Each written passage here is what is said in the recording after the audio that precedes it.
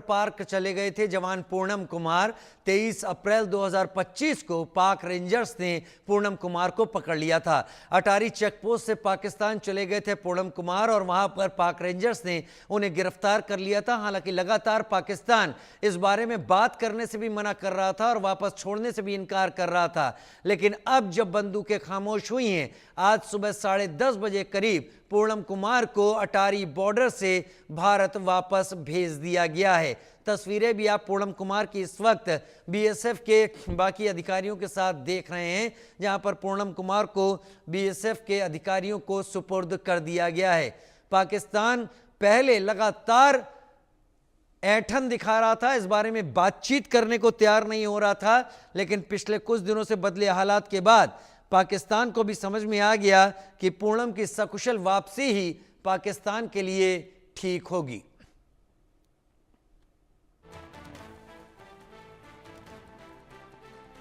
तस्वीरें आप देख रहे हैं, पूनम कुमार जिनको लेकर गाड़ियां इस वक्त निकल चुकी हैं अटारी बॉर्डर पर। पाकिस्तान के रेंजर्स ने उन्हें बीएसएफ को सौंपा। 23 अप्रैल यानी 22 अप्रैल को पहलगाम की घटना हुई थी। 23 अप्रैल को पूनम कुमार को गिरफ्तार कर लिया गया था। बीएसएफ ने कहा कि वो गलती से पाकिस्तान की सीमा में चले गए हैं, लेकिन पाकिस्तान इस पर कान देने को तैयार ही नहीं था। अब जब हालात बदले तब पाकिस्तान ने न सिर्फ इस पर ध्यान दिया, आज सुबह अचानक 10:30 बजे पूनम कुमार को सकुशल भारत भेज दिया। ठीक अभिनंदन की स्टाइल में पूनम कुमार की वापसी भारत में हो गई।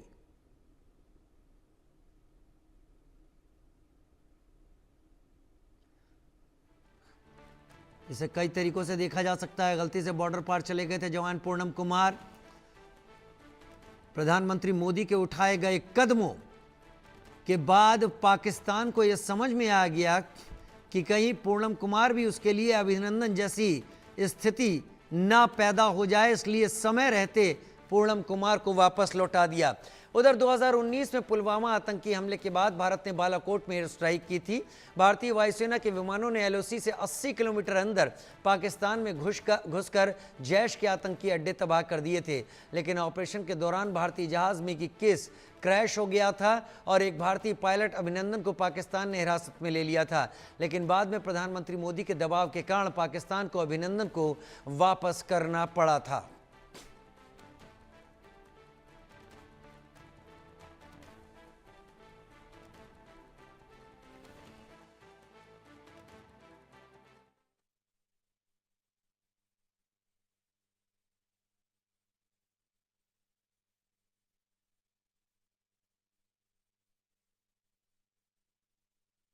मैं क्या मैं जो आज 23 तारीख से पाकिस्तान का कब्जा में था, आज 23 दिन के बाद 24वां दिन जो हुआ, हमें लड़का को केंद्र सरकार, राज्य सरकार सभी मिलकर हमें लड़का को पाकिस्तान से रिलीज कराया और रिलीज कराकर इंडिया में लाया।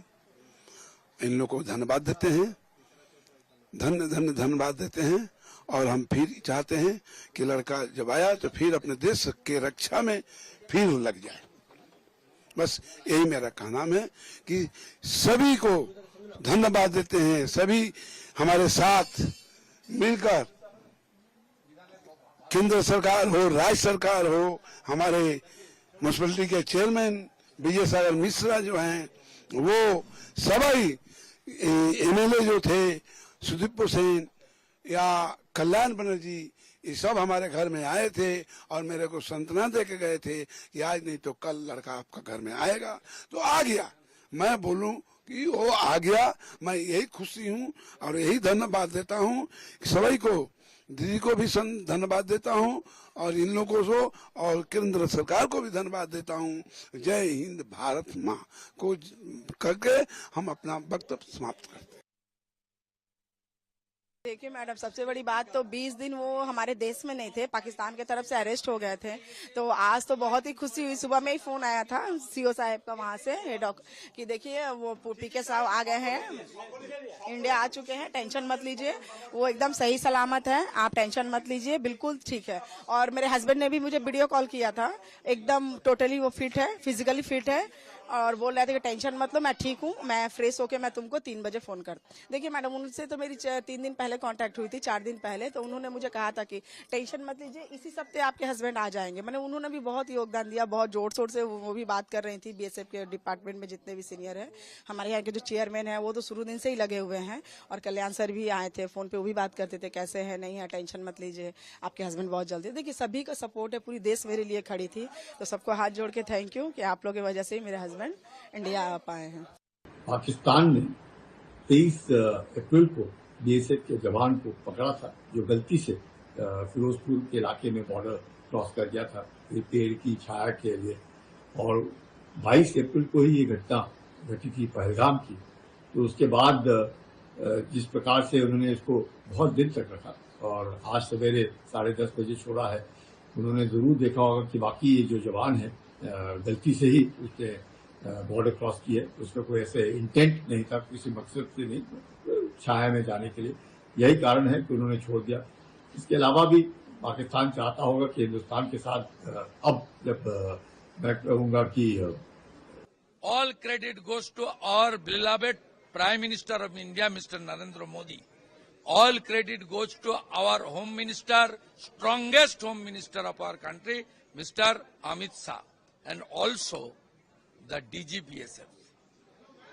They did extraordinary job. PK Sahu is returning. We are happy. All the true Indian are also happy. ये तो अच्छी बात है और ये स्वागत योग्य बात है, और इससे यही लगता है कि हो सकता है कि सीज फायर का कुछ ज़मीन पर असर हो रहा हो, क्योंकि बीच में देखा था कि पाकिस्तान सीज फायर डिक्लेयर होने के बाद भी काफ़ी हरकतें ऐसी कर रहा था जिसमें ये नहीं समझ में आ रहा था कि वो सच्ची में सीज फायर करेंगे या नहीं करेंगे, क्योंकि पाकिस्तान की एक पुरानी आदत रही है कहना कुछ और करना कुछ। पर चलिए, सीज फायर इसका मतलब है ज़मीन पर दिखती है। मैं ज़्यादा नहीं कोई रक्षा का विशेषज्ञ हूँ, पर मैं तो उसको ऐसे ही पढ़ूंगा। तो शांति स्थापित हो दोनों देशों के बीच में, जिस कारण से ये सीज फायर किया गया है, ये उसकी तरफ एक अच्छा कदम है। नहीं, वो तो अच्छा है। देखिए, फौज लड़ाई लड़ी है, फौज के बीच में हमारे प्रधानमंत्री जाएं, अच्छी बात है। 71 की लड़ाई में इंदिरा जी गई थी, उसके बाद उसके पहले जब 65 का युद्ध हुआ और युद्ध हुए तो बॉर्डर पे हमारे लोग गए, मंत्री गए, सब लोग गए। ये जाना एक अच्छी बात होती है, और नेचुरली जब आप फौज से मिलेंगे तो उनको प्रोत्साहित करेंगे, उनको लक्ष्यों के बारे में बात करेंगे, और लगता है उसको सेना को कि हम देश के लिए जान दे रहे हैं, हमने अपना जान जोखिम किया है, और देश के मुखिया क्योंकि प्रधानमंत्री के साथ ऐसा लगता है कि पूरे देश फौज के साथ खड़ा है, और ये भारत की परंपरा रही है। बॉर्डर पे जाना, उनके साथ समय बिताना, उनको अपना सहयोग दिखाना, उनको अपना समर्थन दिखाना, सलाम करना, ये अच्छा कदम है। ये देखिए, अब मेरा ख्याल तबीयत साफ हो गई है, होश हवास उड़ गए थे बिल्कुल, है, और ड्रामा कर रहे थे कि और भंगड़े कर रहे थे जीत के। तो मैंने इनको नसीहत दी है कि भाई थोड़ा सा भंगड़ा इतना मत करो, क्योंकि अगर रेडियो एक्टिव हवा है ना तो तुमको असर पड़ेगा वहाँ पे बहुत। सुना है ना आपने कि वहाँ पे इस्लामाबाद और रावलपिंडी के बीच में जो सरगोदा जो अपनी इनकी एयरफील्ड थी चकलाला है, वहाँ पे कुछ गलती से या सही सटीक निशाना लगाकर वो इनके जो न्यूक्लियर स्टोरेज डंप थे वो उड़ गए हैं लगता है। न्यूक्लियर स्टोरेज डंप में जो न्यूक्लियर बॉम्ब इन्होंने रखे थे भारत पे दागने के लिए, उनको निस्तनाबूत कर दिया गया है। तो उससे जो इलाके में रेडियो एक्टिविटी, रेडियो धर्मिता बढ़ जाती है। तो ज़्यादा डांस ना करें, नहीं तो ज़्यादा जल्दी कैंसर होगा आपको, ठीक है। और उधर बड़ी खबर इस वक्त की आ रही है। रक्षा मंत्री राजनाथ सिंह भुज एयरबेस